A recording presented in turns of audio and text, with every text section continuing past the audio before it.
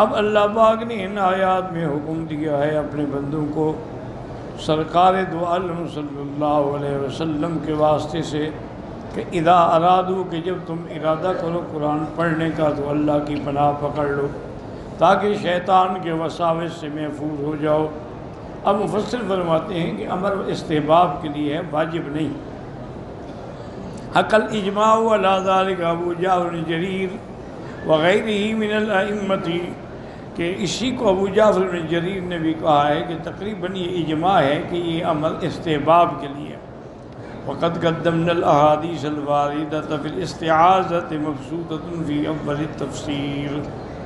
اب مفسر رحمۃ اللہ علیہ فرماتے ہیں کہ اس کے بارے میں جتنی احادیث ہیں وہ ہم نے اول میں ذکر کر دی ہیں، وَلِلَّهِ الْحَمْدُ وَالْمِنَّةُ والمعنى فی الاستعاذۃ عند ابتداء القراءة لئلا يلبس على القاری قراءته۔ استعاذہ کا مقصد کیا ہے، فائدہ کیا ہے کہ پڑھنے سے پہلے آدمی تعوذ کرے تاکہ پڑھنے والے پر کسی قسم کا التباس پیدا نہ ہو، وَيَخْلُطُ عَلَيْهِ وَيَمْنَعُهُ مِنَ التَّدَبُّرِ وَالتَّفَكُّرِ، یا اختلاط پیدا ہو جائے یا اس کو اللہ کے قرآن میں تفکر اور تدبر سے معلوم ہو جائے۔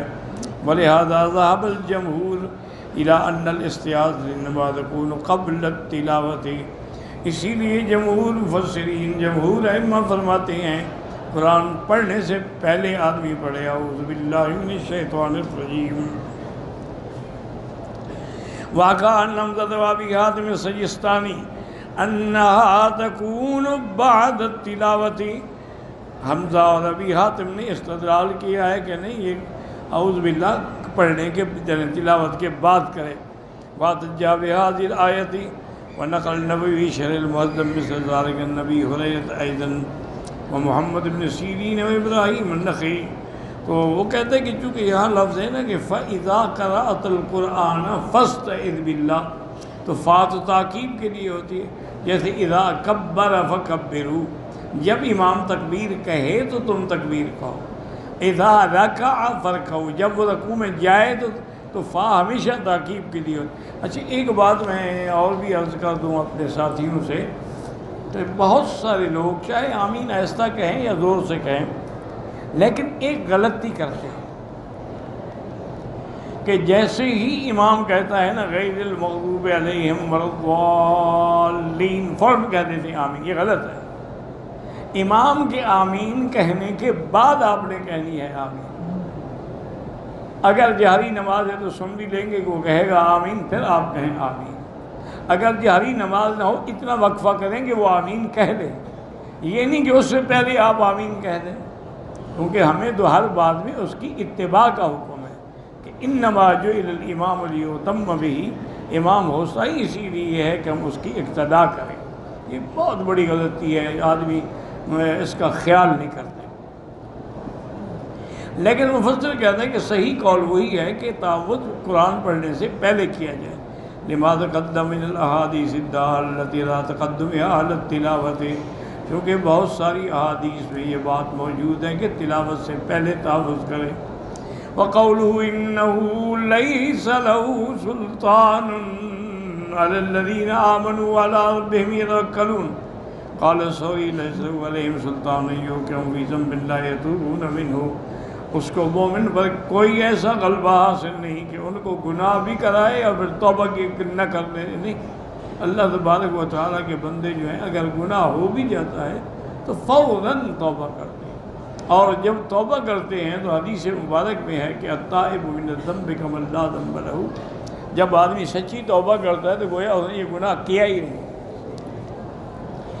بلکہ ایک حدیث مبارک میں یہ بھی آیا ہے کہ جب آدمی توبہ کر لیتا ہے تو اللہ تعالیٰ سے فرشتے پوچھتے ہیں کہ یا اللہ اس کے گناہ کے آگے ہم لکھ دیں گے توبہ کر دی، انہوں نے کہا نہیں، یہ گناہ کو مٹا دو، رہنے بھی نہ دو اس کے، جب ہم نے معاف کر دیا ہے تو لکھنے کا کیا مطلب ہے؟ تو وہ باقاعدہ نامہ اعمال سے مٹ جاتا ہے۔ لیکن شرط یہی ہے کہ توبہ صحیح ہو، اور صحیح توبہ کے لیے یاد رکھو 3 شرطیں ہیں۔ یہ توبہ نہیں ہوتی جیسے ہم کرتے رہتے ہیں یا اللہ میری توبہ اور یا اللہ میری توبہ، 1 لاکھ دفعہ توبہ اور 3 کروڑ دفعہ توبہ، یہ تو مذاق ہے، یہ تو استہزاء ہے۔ تو توبہ کا معنی یہ ہوتا ہے سب سے پہلی شرط کیا ہے؟ الاقلاع عن الذنب، اس گناہ کو چھوڑ دو. اور دوسری شرط کیا ہے؟ الندم، کہ اس پر ندامت بھی ہو کہ ہائے میں نے کیا کیا.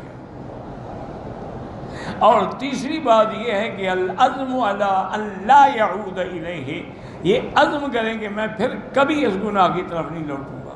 تو جب یہ توبہ کرتے ہیں تو گناہ معاف ہو جاتے ہیں. لیکن اس کے بعد بھی اگر توبہ ٹوٹ جائے تو دروازہ بند نہیں ہوا توبہ کا، پھر توبہ کریں، پھر توبہ کریں. چونکہ حدیث میں لفظ ہے نا کہ کلنا خطاؤون، ہم سب جو ہیں وہ گناہ گار ہیں.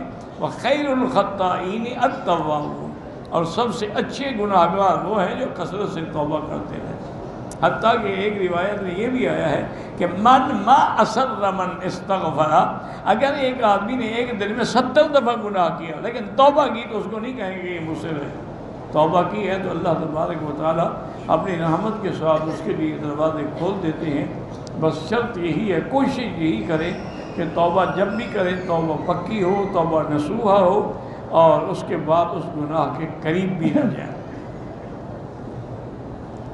فرماتے ہیں وقال آخرون معناه لا حجت له علیہم، شیطان کے پاس کوئی حجت نہیں کہ مومنوں کو گمراہ کرے.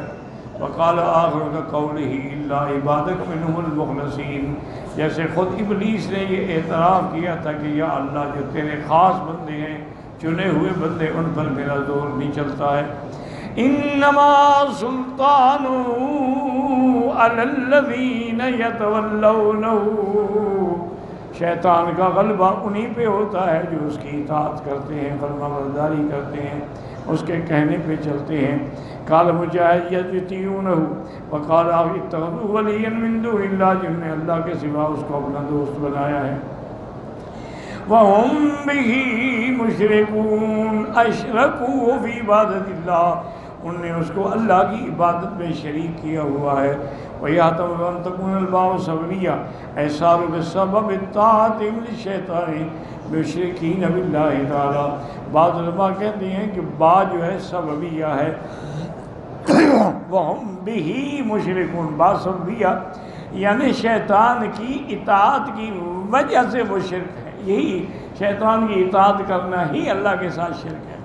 وقال آخر معنی وَأَنَّهُمْ يُشَارِكُونَ فِي الْأَمْوَالِ وَالْأَوْلَادِ، اور بعد میں فرمایا کہ شیطان ایسا بدبخت ہے کہ ان کو مال میں بھی اولاد میں بھی اللہ کے سوا شریک بناتا ہے. فرمایا وَإِذَا بَدَّلْنَا آیَةً مَّكَانَ آیَةٍ وَاللَّهُ أَعْلَمُ بِمَا يُنَزِّلُ قَالُوا إِنَّمَا أَنتَ مُفْتَرٍ بَلْ أَكْثَرُهُمْ لَا يَعْلَمُونَ قُلْ نَزَّلَهُ رُوحُ الْقُدُسُ مِنْ رَبِّكَ بِالْحَقِّ لِيُثَبِّتَ الَّذِينَ آمَنُوا وَهُدًى وَبُشْرَىٰ لِلْمُسْلِمِينَ يُخْبِرُ عَلَىٰ عَنْ ضُعْفِ عُقُولِ الْمُشْرِكِينَ وَقِلَّةِ ثَبَاتِهِمْ وَإِيقَانِهِمْ. اب اللہ خبر دیتے ہیں کہ مشرک لوگ جو ہیں نا، ان کا تو گویا کہ عقل ہی نہیں ہے. وَإِنَّهُ لَا يَحْسَبُنَ مِنْهُمْ الْإِيمَانَ وَقَدْ كَتَبَ عَلَيْهِمُ الشَّقَاوَةَ، ان سے ایمان کی امید ہی نہ کریں، ان پر اللہ نے بدبختی لکھ دی ہے. وَذَلِكَ أَنَّهُمْ إِذَا رَأَوْا تَغْيِيرَ الْأَحْكَامِ نَاسِخَهَا بِمَنْسُوخِهَا قَالُوا لِرَسُولِ اللَّهِ صلی اللہ علیہ وسلم، جب یہ دیکھتے ہیں کہ اللہ نے اپنے احکام کو ناسخ کے ذریعے پہلے حکم کو منسوخ کر دیا ہے، اب یہ اللہ کے نبی کہتے ہیں نعوذ باللہ آپ جھوٹ بولتے ہیں، خدا کا قرآن ہوتا تو پھر منسوخ کرنے کی کیا ضرورت تھی. انما انت مفتر اے کذاب وانما هو الرب تعالی یفعل ما یشاء ویحکم ما یرید. حالانکہ یہ نہیں جانتے کہ اللہ کی مرضی ہے، جب چاہیں حکم دیں، جب چاہیں ختم کر دیں، جب چاہیں منسوخ کر دیں. ہم دیکھیں نا کہ پہلے نمازیں صرف 2 رکعت تھی، پھر اللہ نے نماز 4 رکعت فرما دی، پھر سفر کے لیے 2 رکعت فرما دی. اس کی مرضی ہے، اس کے احکام ہے، جب چاہیں. وقال بجائے بدلنا آیت مکان ورفعنا واثبتنا غیرہا، کہ وہ آیت اٹھا لی، اس کے بجائے دوسری آیت اللہ نے اتاری. وقال تعالیٰ وقوله تعالیٰ ما ننسخ من آیت او ننسها وقال تعالیٰ مجیبا لهم. اچھا ایک بات یاد رکھیں کہ یہ نسخ منسوخ جو ہے، ایک تو قرآن میں ثابت ہے، دوسرا اس کی شکلیں مختلف ہیں. کیا معنی؟ یا تو منسوخ الحکم بھی ہے، منسوخ التلاوت بھی ہے. کہ اس آیت کی تلاوت بھی ختم اور حکم بھی ختم۔ کبھی یہ ہوتا ہے کہ منسوخ الحکم تو ہے لیکن منسوخ تلاوت نہیں ہے، تلاوت ہو رہی ہے لیکن حکم ختم ہو گیا، جیسے کہ یا ایھا المزمل قم اللیل الا قلیلا، اب یہ پہلا حکم منسوخ ہو گیا آخری حکم سے، فاقرؤوا ما تیسر منہ، لیکن پڑھا جاتا ہے۔ اس کو کہتے ہیں کہ حکم منسوخ ہے، تلاوت باقی ہے۔ اور کبھی یہ ہوتا ہے کہ تلاوت منسوخ ہے اور حکم باقی ہے، یاد رکھیں کہ تلاوت تو نہیں ہوتی لیکن حکم موجود ہے، جیسے کہ آیت تھی الشیخ والشیخۃ اذا زنیا فرجموہما البتۃ نکالا من اللہ، جب کوئی شادی شدہ آدمی زنا کرے تو اس کو رجم کیا جائے۔ اب یہ حکم موجود ہے لیکن آیت منسوخ تلاوت ہے، اور یہ امتحان ہے اللہ کی طرف سے کہ کیا بندے میرے رسول کی اطاعت کرتے ہیں یا کہتے ہیں جی قرآن میں حکم ختم ہو گیا لہذا رجم بھی ختم ہو گئی۔ بھئی اگر رجم کا حکم ختم ہو گیا تو حضور پاک نے رجم کا حکم کیسے دیا؟ رجم رسول اللہ صلی اللہ علیہ وسلم، حضور نے خود حکم دیا اور خلفائے راشدین نے رجم کا حکم دیا۔ تو معنی یہی ہے کہ یہ امتحان ہے کہ منسوخ تلاوت تو ہے لیکن حکم باقی ہے۔ اب اس کے بعد فرماتی ہیں اللہ نے جواب دیا قل نزلہ روح القدس من ربک، آپ کہہ دیں ان کو کہ بدبخت ہو، یہ تو قرآن ہے جو جبریل لے کے اترا ہے اور صدق و عدل کے ساتھ آیا ہے، لِيَثَبِّتَ الَّذِينَ آمَنُوا، تاکہ ایمان والوں کو ثابت قدم رکھے، فَيَصْدِقُوا بِمَا أُنزِلَ أَوَّلًا وَثَانِيًا،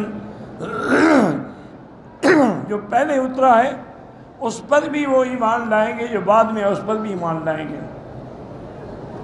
وَتَخْبِتُ لَهُ قُلُوبُهُمْ، ان کے دل اس کے لیے جھک جائیں گے، وَهُدًى وَبُشْرَى لِلْمُسْلِمِينَ، اور قرآن کو اللہ نے ہادیًا، ہدایت کرنے والا، بشارت دینے والا مسلمانوں کو، الذین آمنوا باللہ ورسلہ۔ اب اللہ فرماتے ہیں وَلَقَدْ نَعْلَمُ أَنَّهُمْ يَقُولُونَ إِنَّمَا يُعَلِّمُهُ بَشَرٌ لسان الذین یلحدون الیہ اعجمی وہذا لسان عربی مبین۔ یقول تعالی مخبرا المشرکین ما كانوا یقولون من الکذب والافتراء والبہت ان محمدا انما يعلمه هذا الذي يتلوه علينا من القرآن بشر ويشيرون إلى رجل أعجمي كان بين أظهرهم غلام لبعض بطون قريش۔ اب وہ اللہ پاک خبر دیتے ہیں کہ مشرکین جو ہیں بکواس کرتے ہیں، افتراء کرتے ہیں، بہتان باندھتے ہیں کہ محمد مصطفیٰ اس بندے سے سیکھ کے ہمیں سنا دیتے ہیں، اللہ کا قرآن تھوڑا ہے۔ اور جس بندے کے بارے میں کہتے ہیں وہ خود اجمی ہے، وہ ان کے درمیان میں رہنے والا تھا، اور وَكَانَ بَيَّاءً يَبِيعُ عِنْدَ الصَّفَا، وہ یعنی چیزیں بیچنے والا آدمی تھا، صفا کے قریب چیزیں بیچتا تھا۔ وَلَمَّا كَانَ سَمِيعًا يُكَلِّمُهُ، کبھی کبھی حضور اس کے ساتھ جا کے بیٹھ جاتے تھے اور اس سے بات بھی فرماتے تھے۔ تو اس طرح کافروں کو موقع ملا کہ انہوں نے یہ بات بنائی کہ حضور اس سے سیکھتے ہیں۔ وَذَلِكَ كَانَ أَعْجَمِيًّا اللِّسَانِ لَا يَعْرِفُ الْعَرَبِيَّةَ، وہ خود اجمی ہے بیچارہ، وہ عربی جانتا ہی نہیں، قرآن کیسے سکھاتا ہے۔ او انه كان يعرف الشيء اليسير وقدما، یہ جواب الخطاب ما لا بد من، یا بات تھوڑی سی عربی جانتا ہے تو قرآن تو نہیں بنا سکتا۔ فلهذا قال الله ردا عليهم في افتراء لسان الذين يلحدون اليه اعجمي وهذا لسان عربي مبين، قرآن تو عربی ہے، جس کی طرف تم بدبختوں اشارہ کرتے وہ تو عجمی آدمی ہے۔ فَكَيْفَ يَتَعَلَّمُ مَنْ جَاءَ بِهَذَا الْقُرْآنِ فِي فَصَاحَتِهِ وَبَلَاغَتِهِ وَمَعَانِهِ التَّامَّةِ الشَّامِلَةِ، ایسا قرآن جو بلاغت میں، فصاحت میں، معانی میں، اکمل من معانی کل کتاب، ہر کتاب سے زیادہ قابل کتاب ہے۔ نظر اللہ اپنی اس کے وہ کیسے ایک عجمی سے سیکھتے ہیں۔ لا يقول هذا من له ادنى مسكة من العقل، جس کے پاس ذرا سا بھی عقل ہے نا وہ ایسی بات کہہ بھی نہیں سکتا۔ قال محمد صاحب انسان مسید کان سنما بلغنی کثیر ما یجلس عند المروۃ الى عند المروۃ الى سبیت غلام نصرانی یقال له جبر، ایک غلام تھا اس کا نام جبر تھا، اس کے پاس کبھی کبھی حضور بیٹھتے تھے۔ عبد لبعض بن حضرمی، بعض حضرمی ان کا غلام تھا. فانزل اللہ تعالیٰ وَلَكِنْ مَنْ يَقُولُ إِنَّمَا يُعَلِّمُهُ بَشَرٌ لِسَانُ الَّذِينَ يُلْحِدُونَ إِلَيْهِ أَعْجَمِيٌّ وَهَذَا لِسَانٌ عَرَبِيٌّ مُبِينٌ. وَقَدْ قَالَ عبد الرحمن ایک وقت آیا کان اسمہ یہی، بعد نے کہا اس آدمی کا نام یہیش تھا. وقال حدثني عمرو بن محمد الدوسی قال حدثنا ابو عامر قال حدثنا ابراہیم الطہمان عن مسلم بن عبد اللہ الملائی المجاہد العباس قال كان رسول اللہ يعلم کینا ببکہ، وہ سنا لوہیارے کا کام کرتا تھا. اس کا نام بلعام تھا لیکن وہ عجمی تھا. وکان مسلم مشرکون یرون یدخل علیہ ویخرج من عنده، دیکھتے کافر کہ حضور کبھی اس کے پاس جاتے ہیں، بیٹھتے ہیں، آتے ہیں. فقال انما يعلمه بالله، وہ کہتے ہیں ہاں یہی سکھاتا ہے. فانزل اللہ تعالی ردا علیہم ولقد نعلم انهم يقولون انما يعلمه بشر لسان الذين يلحدون اليه اعجمي وهذا لسان عربي مبين.